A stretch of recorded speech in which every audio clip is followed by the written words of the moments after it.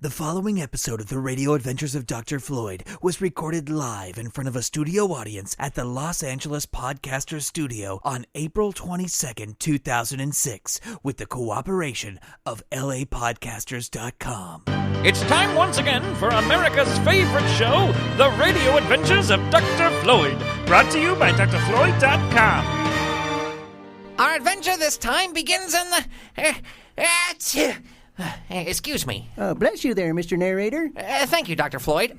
Our adventure this week begins in the... What in tarnation? I'm sorry, Dr. Floyd. I caught the flu bug that's been going around.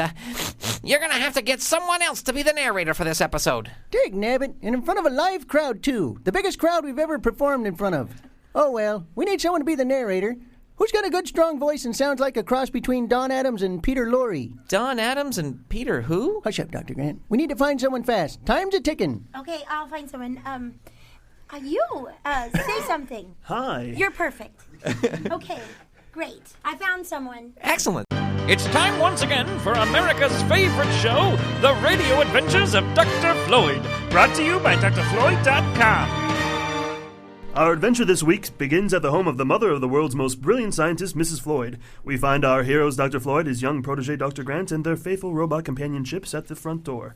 They have taken a break from chasing the evil Dr. Steve through time to help Mrs. Floyd with some errands. Well, there you are, and there are my groceries. Yeah, sorry, Mom. There was a long line down at the Super Soggy Sugar Mega Mart. Oh, it's fine. I just hope that the milk didn't go bad. Oh, sheesh, Mom. We went as fast as we could. Well, you think that a guy who invented a time and space travel device wouldn't take an hour to get groceries? Oh, for Pete's sake.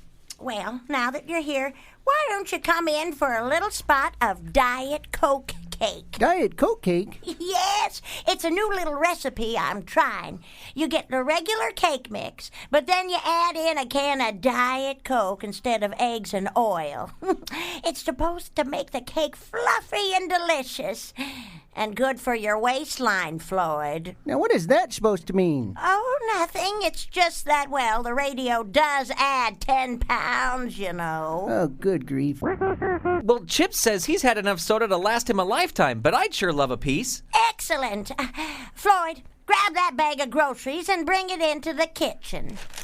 As our heroes bring Mrs. Floyd's groceries inside, let's check in with that nefarious ne'er-do-well, Dr. Steve, and his sock-shaped assistant, Fidgert, who are currently seated at a table at the local eatery, aptly named Eat.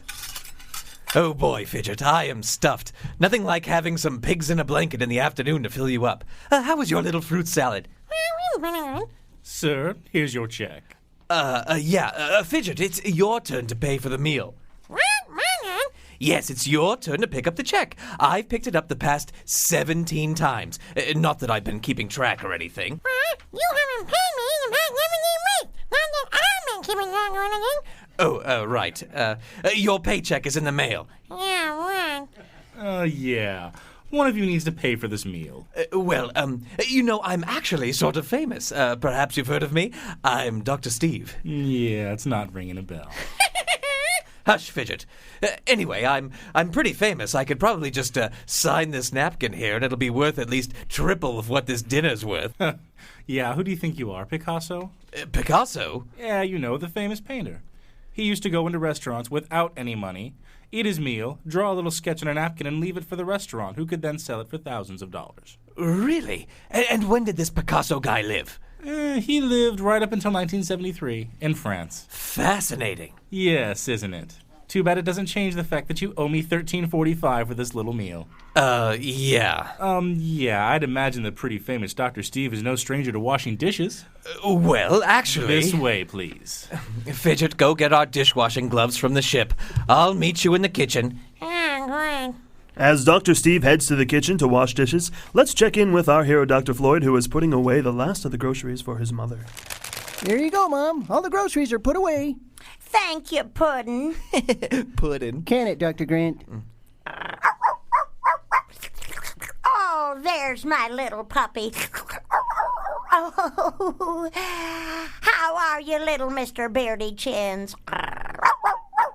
Isn't he beautiful, Floyd? Who, Chips? No, Mr. Beardy Chins. Oh, yeah. He's quite aesthetically satisfactory. And just what are you getting Mr. Beardy Chins for his birthday next week? Well, I didn't know it was his birthday. So, I know what you can get him. A gift certificate to Super Soggy Pet Portraits. Oh, I would just love to have a portrait painted of my precious little puppy. gee, Mom, that sounds expensive. Wouldn't he just like a 99-cent chew toy? Well, yes, I guess he could settle for that. Oh, but a portrait would be so nice, though. Oh, sheesh, Mom. Oh, well, look at all that Mr. Beardy Chins has done for you. Remember when he went time traveling with you for almost all of season 3? How could I forget? He was there when you met Lewis and Clark. And he got me attacked by a wolf. He was there when you met P.T. Barnum. And he dragged Chip several city blocks. He helped you win the Saddle River City Talent Competition. Yeah, and, well, he actually did a good job with that. So you see, my little Mr. Beardy Chins has been an integral part of your adventures. Oh, yeah, I guess so. And wouldn't it be a proper way to thank him to be immortalize him in paint? Yeah, I guess so. That's my little puddin'. Little puddin'. Can it, Dr. Grant? Let's leave Dr. Floyd before he gets his brow beaten any further and check in with that evil mastermind, Dr. Steve, and his sock-shaped assistant, Fidgert, who are now elbows deep in dishwashing suds. Fidgert, I've come up with a brilliant plan. Oh, you mean like the plan you had to pay with a meal we did No, it's more brilliant than that. Okay, once we're done with these dishes, we'll make a time jump back to France in 1969, and we'll become waiters in a restaurant frequented by Picasso. Then we'll convince him to pay with a sketch on a napkin, and then we'll return to the future and sell it on eBay. Oh, I am so, what is the word? Yes, fatuous. That sounds about right, I think. At any rate, let's go.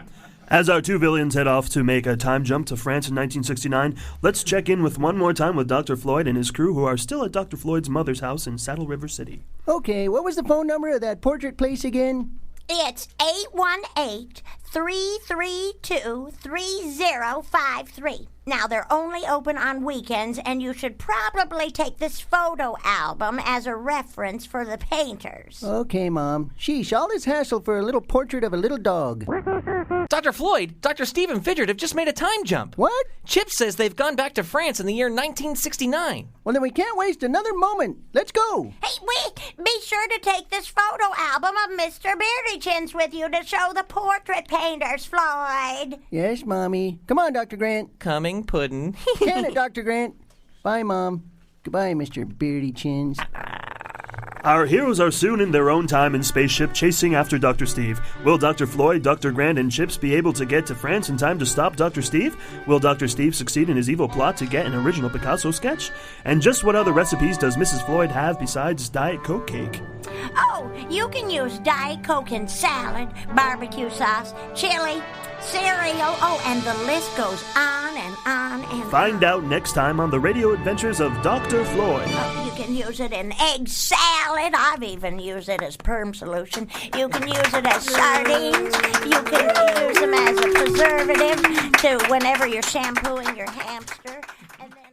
This episode of the Radio Adventures of Dr. Floyd is brought to you by ActionFigureRacks.com. What do you collect, you whippersnapper?